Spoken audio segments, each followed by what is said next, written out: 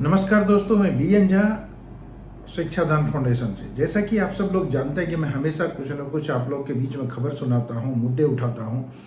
इसी कड़ी में आज बात करेंगे मुखर्जी नगर के सिग्नेचर व्यू अपार्टमेंट का।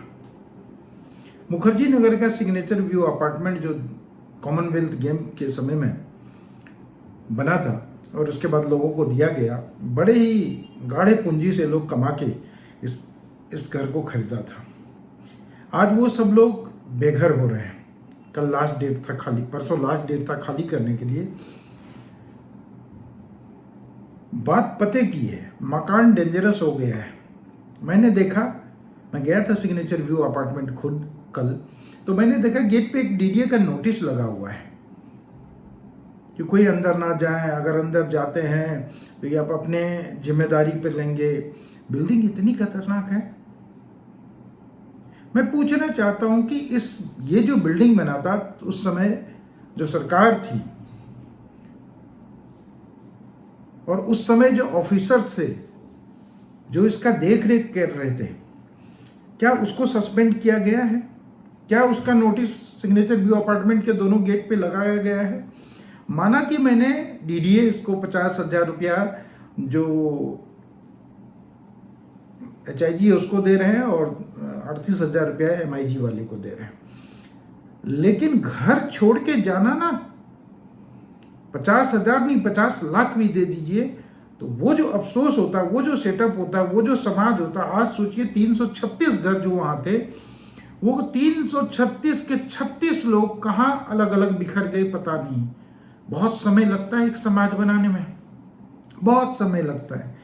और वो समाज जब बिखर जाए तो आधा तो आदमी उसी के डिप्रेशन में आ जाता है।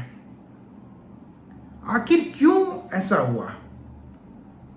क्या दोष है इन 336 फ्लैट मालिकों का? मेरा कहना यही है कि ये जो हुआ, इसके पीछे डीडीए के बहुत सारे ऑफिसर्स होंगे, कॉन्ट्रैक्टर होंगे।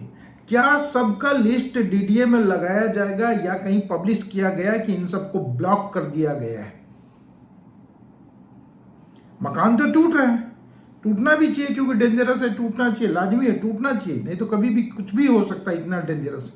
लेकिन इस डेंजरस मकान को बनाने वाले तथाकथित पापियों, भ्रष्टाचारियों को क्या कुछ एक्शन होगा उस पर? इसी तरह एमसीडी के द्वारा भी कई बिल्डिंग गिरते हैं जो कि एमसीडी के अधिकृत आता है। लैंड ओनिंग जितने भी एजेंसीज है, चाहे एमसीडी हो, डीडीए हो, पीडब्ल्यूडी हो, कोई भी हो, जब उससे संबंधित कोई बिल्डिंग में इस तरह की हादसा होती है तो क्या उस समय के JE, executive engineer, senior executive engineer पे कोई एक्शन होता है? अभी मलकागंज में एक घर गिर गया, क्या मलकागंज के एमसीडी के जेई पे कोई एक्शन हुआ? एई पे कुछ एक्शन हुआ? क्या एक्सीएम पे कोई एक्शन हुआ? कुछ नहीं हुआ। घड़ियाली आंसू बहा दिया गया, न्यूज़पेपर में छप गया, बात खत्म। जिसका घर टूटा उसको कोई पूछने तक नहीं जाता है। बस 1-2 दिन की बात है, उसके बाद सब खत्म। ये देश में ये सब तब रुकेगा जब इसके जो संबंधित अधिकारी हैं उस पर एक्शन होगा। अगर ऐसा नहीं होगा तो ऐसे कितने सिग्नेचर व्यू अपार्टमेंट डेंजरस बनते रहेंगे और वो टूटते रहेंगे। बिखरेगा कौन? जनता। आपको बता दूं कि मुखर्जी नगर कमर्शियल कॉम्प्लेक्स जो है बत्रा के पास, बहुत डेंजरस है। आज तक इसका स्ट्रक्चर ऑडिट नहीं हुआ। अगर सिग्नेचर व्यू टूट सकता है तो मुखर्जी नगर के कमर्शियल कॉम्प्लेक्स क्यों नहीं? वहां भी बड़े बड़े छत गिरते हैं, छज्जे गिरते हैं, उस पर कुछ नहीं हो रहा। क्या वहां ऑफिस में कोई काम नहीं करते हैं? क्लासेस चलती है, बड़ी बड़ी क्लासेस। कहा जाता है कि मंडी, इसी को कहा जाता है मुखर्जी नगर एजुकेशन का मंडी। अगर एजुकेशन का मंडी है तो उसमें ये डेंजरस मकान कैसे है?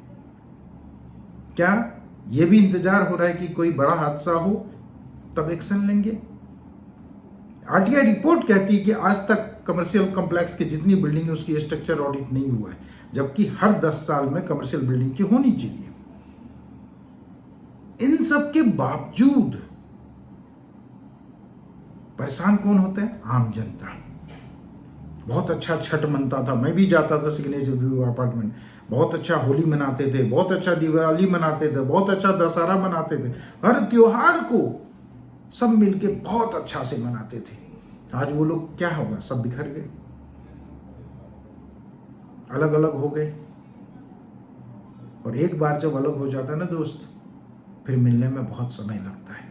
तो उनके दर्द को कौन समझेगा? क्या ऐसा एक्शन होगा सिग्नेचर व्यू अपार्टमेंट बनाने वाले पे, किसी अधिकारी पे, कि उसका नाम लगे सिग्नेचर व्यू अपार्टमेंट के गेट पे कि इन अधिकारियों को जेल भेज दिया गया है?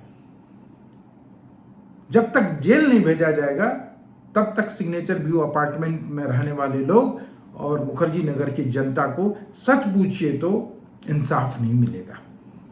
और ये इंसाफ मिलना चाहिए। हम भी इसके लिए लड़ेंगे और सिग्नेचर व्यू अपार्टमेंट की जनता को न्याय दिलाने में हर संभव कोशिश करेंगे। ईश्वर से ये प्रार्थना करते हैं कि उन सबको पुनः जल्दी मकान बने, वो सब पुनः आए और इसी तरह छठ, दिवाली, दशहरा, होली मनाए। जय हिंद, जय भारत, सत्यमेव जयते।